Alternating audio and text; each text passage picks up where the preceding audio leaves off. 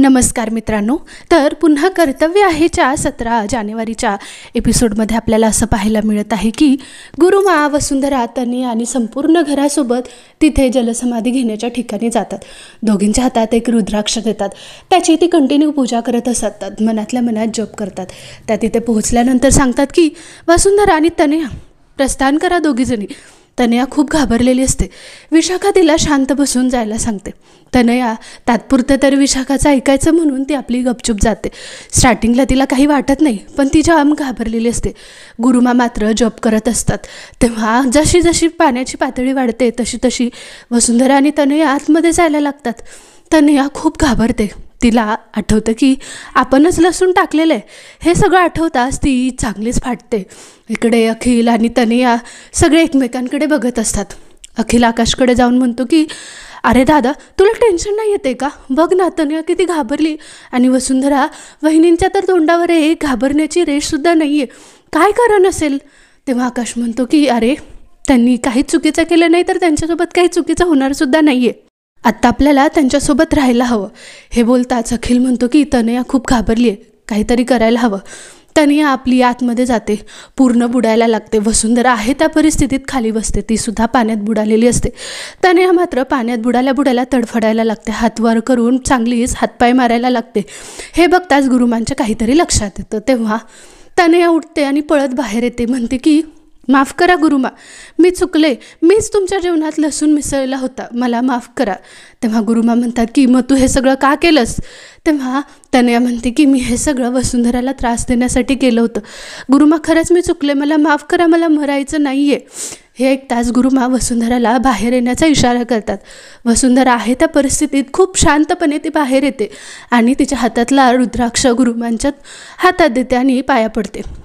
गुरुमा म्हणतात की खूप आशीर्वाद. काय गं वसुंधरा, तुला माहीत होतं ना हिने केलं आहे सगळं, तरीसुद्धा तू का तयार झालीस? वसुंधरा म्हणते की गुरुमा, आशीर्वाद द्या. अहो, तुमच्याकडूनच तर मी सहनशीलता आणि शांत राहायला शिकली. शांतपणे जे काम होतं ते हडबडीने होत नाही, हे मला तुमच्याकडूनच कळालं आहे. तनया मात्र मान खाली घालून चांगलीच हातपाय जोडून बसलेली असते. विशाखा आणि जयश्री दोघेसुद्धा कपाळावर हात मारून घेतात की हे काय केलं तनयाने. गुरुमा सांगतात की बघितलं, मी म्हटलं होतं ना, ज्यांचा खरं आहे त्याच्यासोबत माझा कायम आशीर्वाद राहील. वसुंधरा इतक्या शांतपणे बसली तरीसुद्धा तिला काहीही झालं नाही. चला आपण घरी जाऊया. घरी गेल्यानंतर गुरुमा जयश्रीकडे रागाने बघत असतात. वसुंधरा शांत असते. वसुंधरा पाया पडते. तेव्हा गुरुमा म्हणतात की वसुंधरा, तू खरंच आज माझं मन जिंकलंस. खोटेपणाला कसं सिद्ध करायचं हे तुमच्याकडून शिकलं पाहिजे. पण वसुंधरा, हे सगळ्या आधी तू मला सांग, तनयाने माझ्या भाजीत लसूण टाकला हे तुला माहीत असताना सुद्धा तू शिक्षेसाठी का तयार झालीस? तेव्हा वसुंधरा म्हणते की अहो गुरुमा, मला तसा अंदाज होता, पण नक्की माहीत नव्हतं.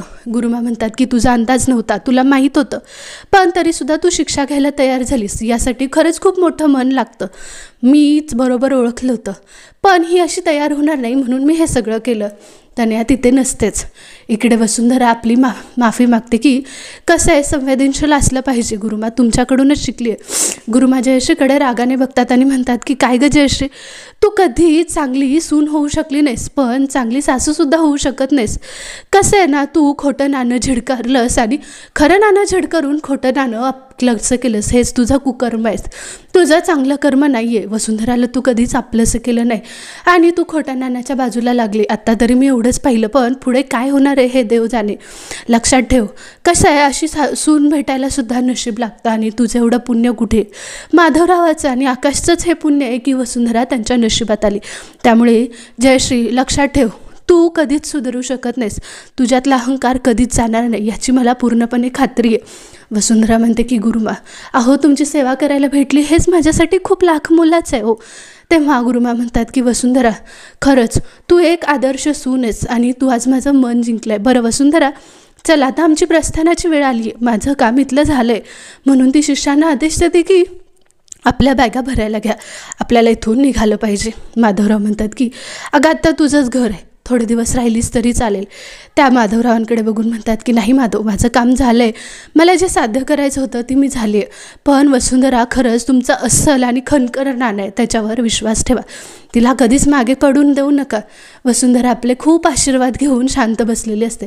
सगळं घर वसुंधरावर प्राऊड फील करत असतं. तर जयश्री मात्र मान खाली घालून अपमान सहन करत बसलेली असते.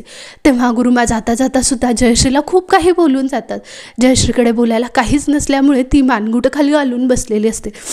तेवढ्यात वसुंधराकडे ती रागाने बघताच पुन्हा कर्तव्य आहेचा एपिसोड संपतो. तुम्हाला आपल्या चॅनलवरचे अपडेट्स आवडत असतील आपल्या चॅनलला लाईक करायला, शेअर करायला, सबस्क्राईब करायला विसरू नका. थँक्यू.